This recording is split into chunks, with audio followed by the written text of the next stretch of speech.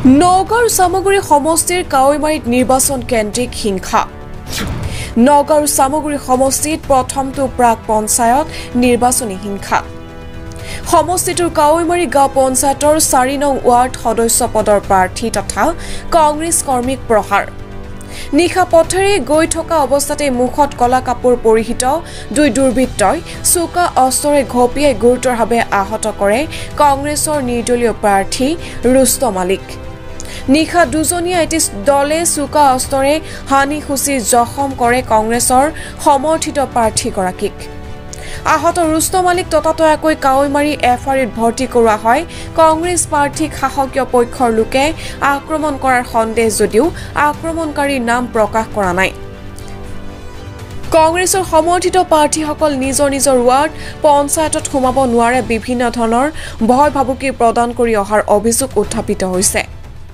ঘটনাস্থলীত কাৱৈমাৰী আৰক্ষী কলিয়াবৰ মহকুমা আৰক্ষী বিষয়া উপস্থিত হৈ পৰিস্থিতি নিয়ন্ত্ৰণ কৰে যদিও এতিয়াও চেপা উত্তেজনা অব্যাহত আছে এটো কাৱৈমাৰী গাঁও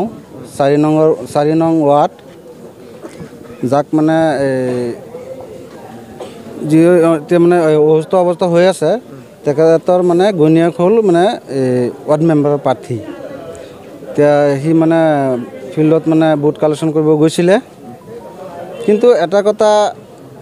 হল কি মানে আমাক আগৰ পৰাই মানে আমাক দাবী ধমকি দি আছে আমি আমাৰ প্ৰাৰ্থীসকল যাতে কোনো ৱাৰ্ডত সোমাব নোৱাৰো হ্যাঁ ৱাৰ্ডত সোমালে আমাক মাৰিব আমাক কোবাব হ্যাঁ দাদি কোবাব এনেকুৱা দাবী ধমকি দি আছে এই বিৰোধী দলৰ মানুহে হ্যাঁ বিৰোধী দল মানে আমি বিৰোধীটো এতিয়া মানে এই বিজেপি মানুহ হ্যাঁ বিজেপিৰ মানুহে কংগ্ৰেছ এতিয়াতো নিৰ্দলীয় মেম্বাৰ কিন্তু আমাৰ কংগ্ৰেছ দলৰ সমৰ্থিত প্ৰাৰ্থী কাহিনী তাক আগতে মানে তাক মানে হুকিয়নি দিছে ফিল্ডত নাহিবি আহিলে তো মানে কোবাম হ্যাঁ তথাপি সি মানে সি কাৰোৰ লগত কাজিয়া পেচাল নাই একদম সহজ সৰল ল'ৰা সি ভাবিছে মোক ন আৰু কোনে কি কৰিব সি ফিল্ডত আহিছিলে ভোট কালেকশ্যন কৰিবলৈ পিছত মানে তাক মানে দুজন ল'ৰাই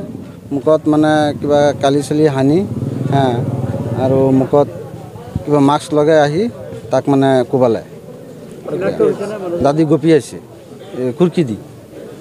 হ্যাঁ খুৰকি দি গপিয়ালে সি চিনাক্ত বুলি এতিয়া বহুত মানুহৰ আগত এতিয়াও তেনেকৈ কোৱা নাই হ্যাঁ সি কৈছে ঘৰত যাব ঘৰত গৈ মানে লাহে ধীৰে সুস্থ হ'লে পিছত মানে ষ্টেটমেণ্টটো দিব বৰ্তমান কণ্ডিশ্যনটো তাৰ অৱস্থা ইমান ভাল বুলি ক'ব নোৱাৰোঁ সংকটজনক কিন্তু চাওক যদি আমাৰ কোনো প্ৰাৰ্থী ফিল্ডত সোমাব নোৱাৰে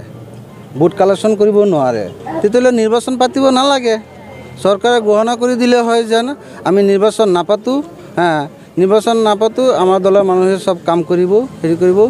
গতিকে যদি আমাৰ বিৰোধী দলৰ মানুহে বা